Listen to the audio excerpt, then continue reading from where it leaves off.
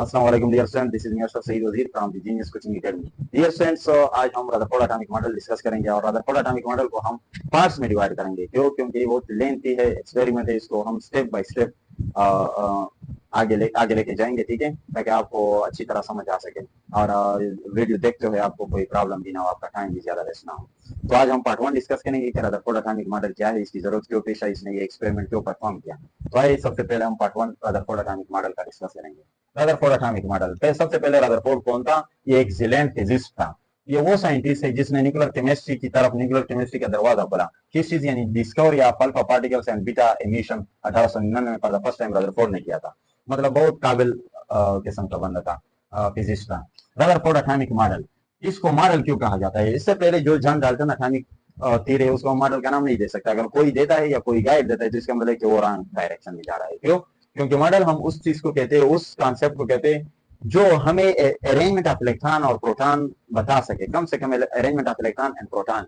अगर न्यूट्रॉन बता सके तो और भी बेहतर है। तो इस टाइम चूंकि इलेक्ट्रॉन की डिस्कवरी नहीं हुई थी 1911 में, सॉरी न्यूट्रॉन 1932 में डिस्कवर हुआ। तो इसने सबसे पहले के रदरफोर्ड ने ये मॉडल क्यों पेश किया, इसकी जरूरत क्यों पेश आई? तो इसका आंसर ये है कि why he perform this experiment. क्यों? क्योंकि 1886 में प्रोटॉन डिस्कवर हुआ रिचर्ड ट्यूब के थ्रू गोल्डस्टेन ने, यूजन गोल्डस्टेन ने। 1897 में इलेक्ट्रॉन जे थॉमसन ने डिस्कवर किया। तो इस मकसद के लिए कि इलेक्ट्रॉन और प्रोटॉन कहाँ पाए जाते हैं एटम में, यानी एटम के मॉडल को एक्सप्लेन करने के लिए रदरफोर्ड ने अपना एक्सपेरिमेंट, एक असेंबली ली, एक सिस्टम लिया जो मुश्तमिल था। उसमें उसने एक गोल्ड फॉइल लिया, गोल्ड, जिसे इस वजह से इसको हम नाम देते हैं गोल्ड फॉइल एक्सपेरिमेंट। और गोल्ड फॉइल एक्सपेरिमेंट परफॉर्म करके उसे रदरफोर्ड ने क्या निकाला? एटॉमिक मॉडल निकाला। हम वन बाय वन को इंशाल्लाह पार्ट 3 में करेंगे, ये फर्स्ट पार्ट है हमारा। तो गोल्ड फॉइल एक्सपेरिमेंट जरूरत क्यों पेश आई? सबसे पहले जरूरत इसलिए पेश आई because after the discovery of electrons and protons he wished, यानी रदरफोर्ड विश्ड, उसने ये ख्वाहिश जाहिर की कि वो फाइंड, मालूम कर सके, to find their location in atom, कि ये एटम में कहाँ पे पाए जाते हैं, इलेक्ट्रॉन और प्रोटॉन एटम में कहाँ पाए जाते हैं। तो इस जरूरत को, इस ख्वाहिश को पूरा करने के लिए उसने गोल्ड फॉइल एक्सपेरिमेंट परफॉर्म किया। व्हाई ही टेक गोल्ड, उसने गोल्ड की बजाय कोई और एलिमेंट क्यों नहीं लिया?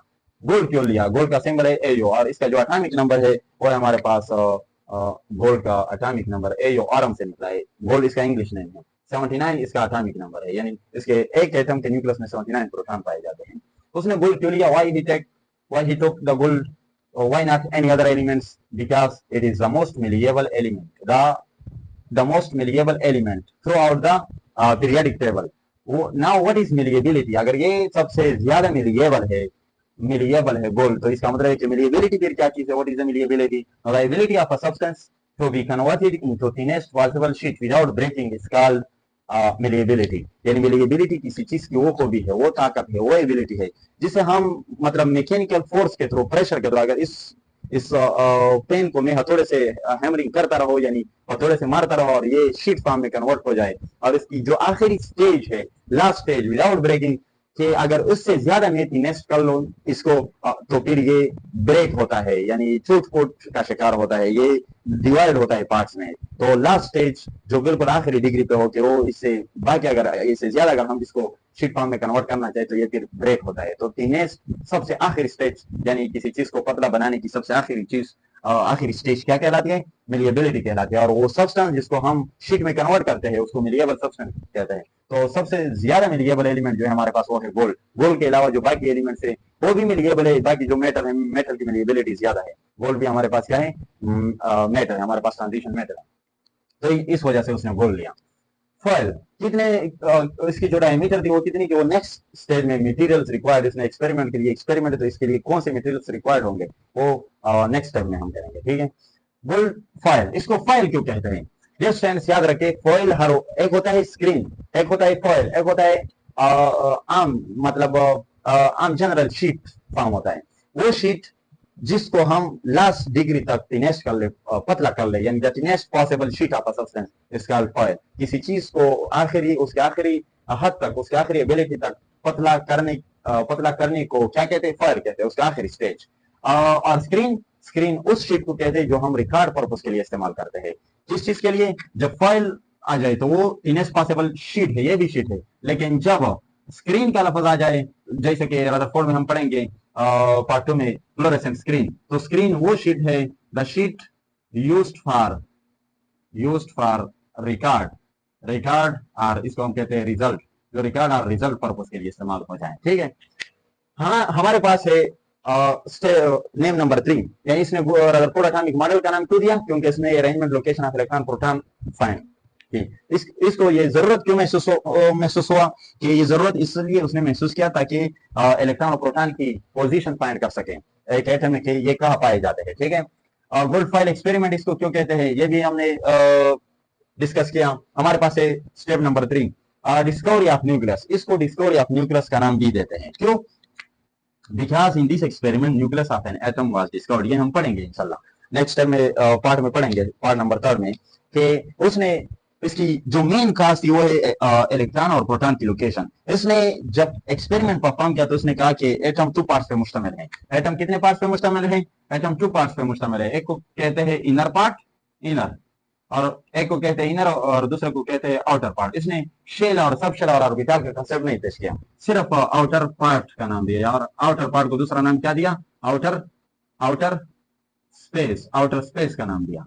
ये आउटर स्पेस है, और उसने कहा कि आउटर स्पेस में क्या पाए जाते हैं? इलेक्ट्रॉन्स पाए जाते हैं, और इनर, इनर स्पेस में पॉजिटिव पाए जाते हैं। और पॉजिटिव ऑलरेडी डिस्कवर्ड थे 1886 में कि ये क्या है? प्रोटॉन है, और प्रोटॉन पे कौन सा चार्ज है? पॉजिटिव चार्ज है। तो इसने कहा कि इसमें क्या पाए जाते हैं? प्रोटॉन्स। और उसने कहा कि ये कहाँ पे पाए जाते हैं? सेंटर में। और सेंटर को उसने क्या नाम दिया? न्यूक्लियस, क्योंकि किसी भी चीज की सेंटर को हम न्यूक्लियस का नाम दे सकते हैं। तो उसने discovery of nucleus, discovery of nucleus किया। ठीक है, तो फॉर द फर्स्ट टाइम ये चीज याद रखिए, the nucleus was discovered by Rutherford in which experiment? In gold file experiment. In which element? In gold element. कौन से एलिमेंट में न्यूक्लियस डिस्कवर्ड हुआ? एटम का, गोल्ड में। ठीक है, because in this experiment nucleus of an atom was discovered for the first time in gold element. इसको number 4 planetary model भी कहा जाता है। प्लेनेटरी मॉडल क्यों कहते हैं? Because he compare this model with the solar system, with the planetary system. ये हम आगे पढ़ेंगे जब रदरफोर्ड एटॉमिक मॉडल तक हम पहुंच जाएंगे, इसने किस तरह परफॉर्म किया और इसने क्यों इस तरह कहा। लास्ट में इसका जो ये पॉइंट्स है ये फिर रैंक भी हो जाता है, ड्रॉबैक्स के थ्रू, ड्रॉबैक्स में आता है। क्यों? क्योंकि इसने ये प्रोटॉन पे पॉजिटिव चार्ज है, पॉजिटिव, और उसने पॉजिटिव और नेगेटिव, ये प्रोटॉन और इलेक्ट्रॉन, एक प्रोटॉन और इलेक्ट्रॉन के दरमियान कौन सा फोर्स है? कूलम फोर्स ऑफ अट्रैक्शन है। यानी ये किस चीज की वजह से? ये दो चार्ज की वजह से। इसने चार्ज, दो चार्ज बॉडीज को दो नॉन पोलर बॉडीज के साथ कंपेयर किया। उसने कहा because he compare this model, उसने एटॉमिक मॉडल को एक सोलर सिस्टम के साथ कंपेयर किया, जबकि यहाँ पे कोलम्बिक फोर्स ऑफ अट्रैक्शन नहीं है।